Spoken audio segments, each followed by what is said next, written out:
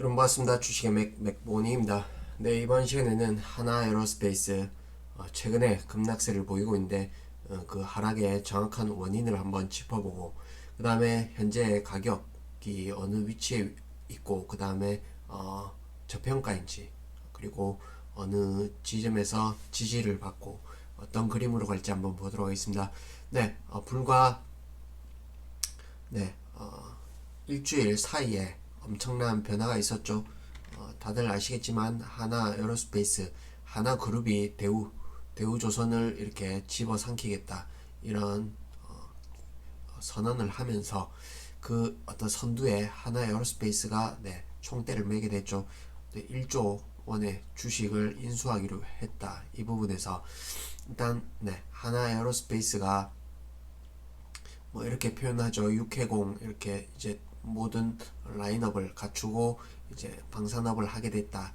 이렇게 설명을 하는데 그 부분에 어떤 인수 뉴스와 함께 어떤 그동안의 어떤 백조 그리고 대장주 방산 업종에서의 대장주였다가 한순간에 지금 나락으로 가는 그 지금 현재 상황인데 주주들 입장에선 참으로 어이없고 분통하고 이런 국면이 아닐 수가 없죠.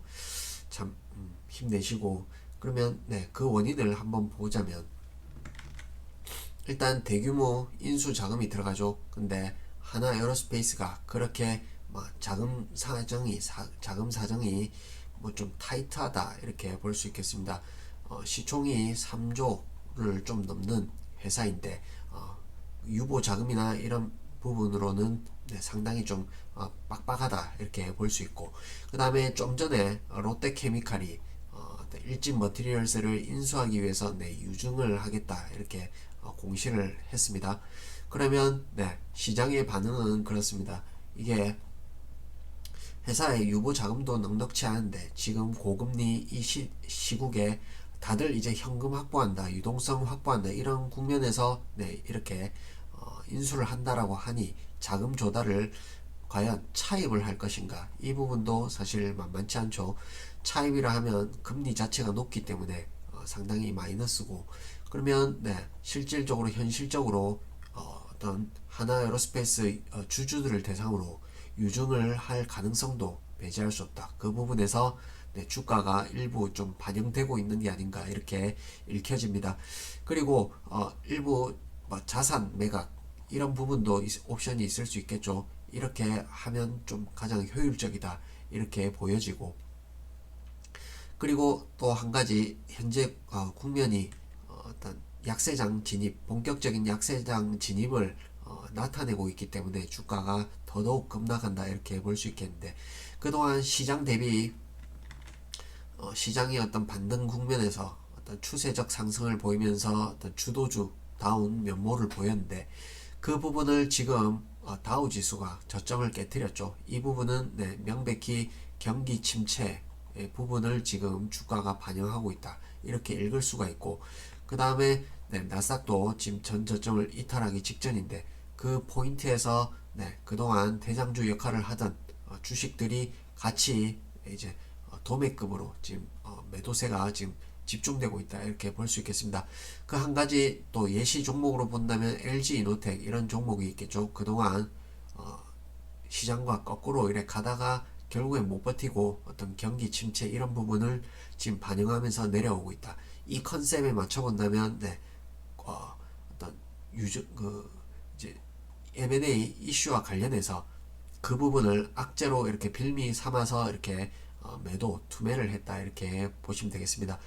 그러면 기업의 어떤 가치 측면에서 여전히 뭐 변화가 없다 이렇게 볼 수 있겠는데 다만 조선업황이 현재 뭐 이렇게 턴어라운드를 하고 있는 과정이라 하지만 여전히 대우조선은 재무 구조가 취약하죠. 이 부분에서 향후에 앞으로 얼마나 이렇게 추가 자금이 들어갈지 모르는데 그 부분은 조선 업황에 달렸다 이렇게 말씀드릴 수밖에 없겠습니다. 이 부분이 업황이 생각보다 빨리 돌아서면 이 부분이 이제 경영권을 가져오면서 어떤 내실 있는 어떤 수주 그 다음에 이렇게 경영을 비용 관리를 하면서 이 부분이 효자 노릇을 할 가능성도 길게 봤을 땐 배제할 수 없다 이렇게 설명을 드리는데, 대표적인 예로 SK그룹이 하이닉스를 인수했죠. 하이닉스를 이제 반도체 기업을 인수했는데, 사실 이 워낙 덩치가 큰 기업이고 큰 자금이 들어가고, 이 어떤 반도체, 이 메모리 반도체도 어떤 장치 산업이다 이렇게 볼 수 있겠습니다. 대규모 투자금, 그 다음에 설비 투자가 들어가는데, 이 부분 감안하면 당시에 반대했던 어떤 여론도 만만치 않았죠. 내부 그 이사회나 경영진에서도 반대하는 세력들이 상당수 있었을 걸로 판단이 되는데, 그래서 LG는 사실 포기를 했죠. 근데 SK는 어떤 최태원 회장의 어떤 과감한 어떤 그 오너의 의사 결정으로 이렇게 인수를 했는데, 결국엔 대박이었죠. 대박이었는데, 마찬가지로 어떤 하나의 김승현 회장, 마찬가지로 감각이 있다. 저는 이렇게 보여집니다. 일단 사업을 하는 데 있어서는 감각이 있다. 그리고 M&A 좀 냄새를 잘 맡는다. 이렇게 표현 드릴 수가 있겠는데, 하나그룹이 대한생명을 인수하면서 사실 알짜 그룹으로 거듭이 났다. 이 부분에서 M&A로 이제 또 다른 그룹 차원의 도약을 꿈꾸는데, 그 부분에서 어떤 사업 체계의 어떤 일원화, 그리고 어떤 풀 라인업을 구축하는 그런 차원에서 대우조선을 인수하고, 그 다음에 흡수 합병 통해서 이렇게 육해공 전방위 사업 체계를 구축하면 가는 과정이기 때문에, 장기적으로 봤을 땐 이 부분 효자 노릇 할 가능성이 높지 않나, 저는 이렇게 판단합니다. 그래서 그 부분 탓인지 사실은 외국인은 최근에 계속해서 매수를 들어오고 있습니다. 연기금이 필두로 기관들이 때리고 있는데, 이 부분 악재 틈을 타서 이렇게 급락하고 있는 와중에 외국인은 이렇게 소리 안 나게 주가에 표 안 나게 이렇게 엄청 이렇게 챙기고 있죠. 이 부분을 판단하자면 외국인들은 이 부분을 호재로 인식하는 게 아닌가 이렇게 판단되어집니다. 과거 십수년 전에 하나그룹이 대우조선을 인수하려고 했었습니다. 그때 어떤 매각가 자체로 거론됐던 금액이 6조 원이었는데, 현재는 2조 원이죠. 이 부분은 그 당시랑은 몸값 자체가 다르죠. 이렇게 봤을 때 결코 하나 에어로스페이스가 당장에 1조 원을 자금을 마련해서 이렇게 하는 거는 일부 좀 이렇게 불확실성, 부담, 주주 측면에서 부담일 수는 있으나, 이 가격 자체로만 보면 그렇게 손해보는 장사는 아닌 것 같다 이렇게 판단되어집니다. 그리고 대우조선은 이제 특화 쪽으로 가야겠죠. 어떤 하나 그룹이 갖고 있는 방산 계열 이쪽 기술과 이렇게 접목시켜서 이렇게 한다면 충분히 시너지가 날 수 있다. 이 부분 포인트로 가져갈 수 있겠고, 혹시나 만에 하나 어떤 유증 공시가 뜰 수도 있겠습니다. 오늘 롯데케미칼이 이렇게 하는 걸로 봐서는 가능성을 전혀 배제할 수 없는데, 그 어떤 인수 대금을 내년 초에 그 납입을 한다고 하죠. 그 부분에서 아직 시간은 있습니다만, 뭐 이렇게 혹시나 하나그룹에서 레드백 관련해서 어떤 추가 수주가 있는 그 자신감으로 이걸 인수한다 이렇게 했을 수도 있죠. 그 부분이 혹시 뜬다면 이 추세를 다시금 이렇게 돌려 세우는 모멘텀이 될 수 있겠다 이렇게 말씀드립니다. 그래서 가장 좋은 시나리오는 어떤 수주 모멘텀으로 인해서 선수금 포함해서 실질적으로 자금이 수혈이 되면 이 자금을 이렇게 투입하는 시나리오로 가면 주주에겐 가장 이상적이겠다. 다만 장기 투자자 입장에선 뭐 혹시나 유증을 한다면 받는 게 낫지 않을까 이렇게 판단되어집니다.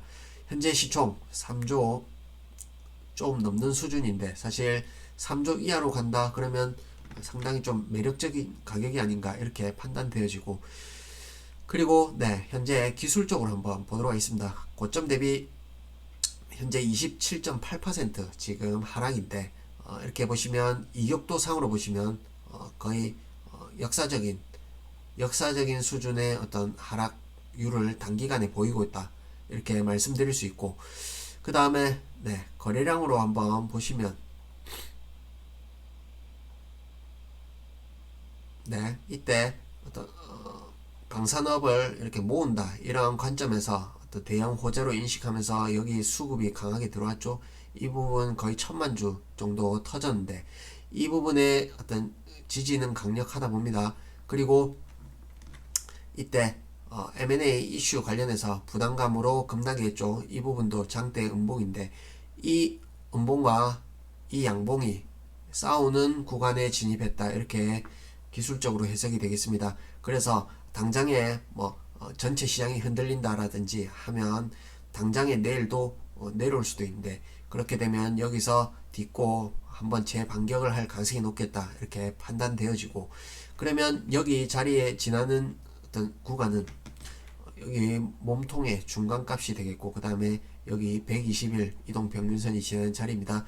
그리고 네 오늘 일단 종가상 60일 이평선을 깼죠. 그래서 이 부분을 지지를 확인한다라면 빠르게 돌리는 게 급선무다 이렇게 판단되어지고 향후에는 네, 이 음봉과 양봉 이 사이에서 접전을 벌일 가능성이 높겠다 이렇게 설명드립니다.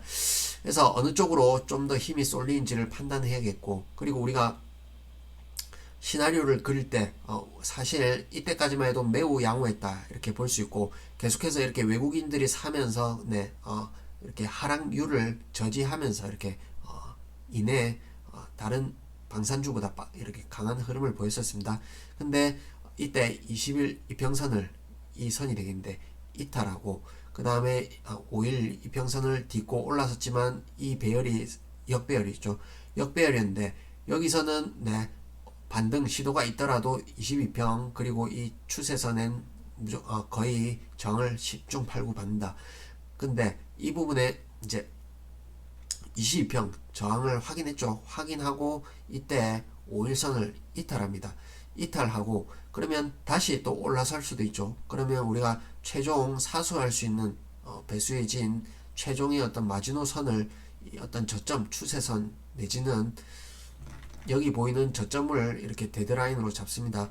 이 부분을 최종적으로 이렇게 이탈하면 사실 우리가 모르는 악재가 있다 이렇게 인식할 수 있는 그 어떤 이건 실시간의 어떤 대응이라 볼 수 있겠는데 이 부분에서 그 당시에 호가창을 보시면 상당히 거친 매도세가 나왔죠. 그 부분에서 뭔가 선제적으로 정보를 아는 세력들이 먼저 때렸는데 이 부분은 네, 주가 자체로 이렇게 본다면 대응할 수 있는 물량을 일부 줄인다든지 이렇게 할 수 있는 네, 포인트 급소가 된다. 이 부분은 네, 이렇게 혹시나 생소한 분들은 한번 보시면 좋을 것 같고 현재 국면은 네, 과매도 국면에 있다. 그리고 곧 뒤이어 이 강한 지지 라인이 있다. 그래서 이후에 좀 시간이 걸리더라도 올라오는 국면을 확인하고 이때 정도의 좀 비중을 일부 좀 축소하거나 조절하거나 내지는 장기 투자자는 물론 네, 그렇게 가져가시겠죠. 일단 그렇게 판단해 보겠습니다. 네, 여러 가지 말씀을 드렸는데 한번 이렇게 참고해 보시고 또 이후에 추가 포인트 오면 추가 영상 올리도록 하겠습니다. 도움이 되셨다면 구독과 좋아요 눌러주시고 또 찾아뵙도록 하겠습니다. 고맙습니다.